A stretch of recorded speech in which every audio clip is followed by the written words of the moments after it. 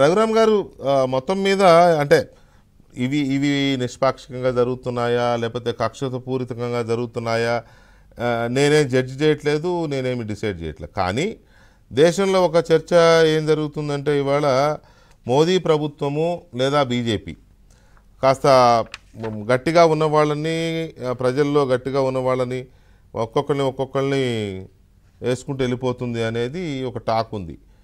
కొంత వాస్తవం కూడా కనపడుతుంది, అంటే వేయడం కనపడుతోంది. అవి వాళ్ళు నిజంగానే అవినీతికి పాల్పడ్డారా లేదా అనేది కోర్టులు తేల్చాలి, అది వేరే విషయం. సో ఈ కక్షపూరితం అనే దానికి బీజేపీ ఇచ్చే సమాధానం ఏంటి? ఒకటండి, ఆప్ మీద కక్ష పెట్టుకోవడానికి మాకేమీ దేశంలో ఎక్కడా కూడా ఆప్ పోటీ కాదు.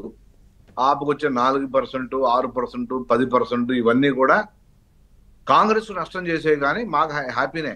నిజంగా ఆప్ వల్ల కాంగ్రెస్ చాలా చోట్ల నష్టపోయింది. ఇవాళ నార్త్ ఇండియాలో అనేక రాష్ట్రాల్లో కాంగ్రెస్ ఆప్ వల్ల కాంగ్రెస్ చాలా భారీగా నష్టపోయింది. మాకేమి కేవలం ఢిల్లీ కొన్ని సందర్భాల్లో అరవింద్ కేజ్రీవాల్ ని మోడీని ఎంకరేజ్ చేస్తున్నాడని కూడా అన్నారు కదా. అవును. సో అంచేత అతని మీద కక్ష పెట్టుకోవాల్సిన పని భారతీయ జనతా పార్టీకి ఎలాంటి ససేమరా లేదు. ఇప్పుడు ఎవరైతే ఇప్పుడు కేసు ఇన్ని సంవత్సరాలు అంటే 1.5 year పాటు జరిగినటువంటి ఈ యొక్క సిబిఐ కానీ ఈడీ కానీ విచారణ జరిగి ఇంతమందిని అరెస్ట్ చేసిన తర్వాత వచ్చినటువంటి కంక్లూజన్ ఆఖరిగా మనం లాస్ట్ టైం గుర్తుందో లేదో 1 year బ్యాక్ కవిత గారి మీద డిస్కషన్ పెడితే నా పేరు చెప్తే మాత్రం బాగోదు ఊరుకోనని ఆవిడ స్టేట్మెంట్ ఇచ్చింది, చెప్పింది. నేను అప్పుడు చెప్పా తెచ్చుకుంది కదా సార్. నేను అప్పుడు ఏమన్నానంటే దీన్ని నిజం నిర్భయంగా బయటకు వస్తుంది, కంగారు ఎందుకు, దీని మీద ఖచ్చితంగా ఫర్దర్ గా ఎవరైతే దోషులు ఉన్నారో వాళ్ళు బయటకు వస్తారు, కంగారు ఏం లేదు, ఖచ్చితంగా తెలంగాణకి సంబంధం ఉంది అని చెప్పాను నేను.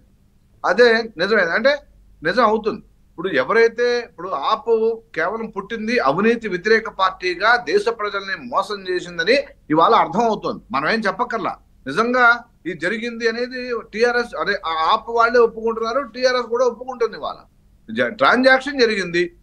సో జరిగిన తర్వాత కోర్టులు నిర్ణయిస్తే నిజంగా తప్పు చేశారా లేదా, కేసు పెట్టారు, కేసులు జరుగుతున్నాయి, నడుస్తున్నాయి, కోర్టులో ఉన్నాయి. అవి నిజంగానే కేసు పెట్టినంత మాత్రం దోషి ఎవరో కాదు. కేసులు నడుస్తాయి, తర్వాత వాళ్ళు నిర్దోష అయితే బయటకు వస్తారు.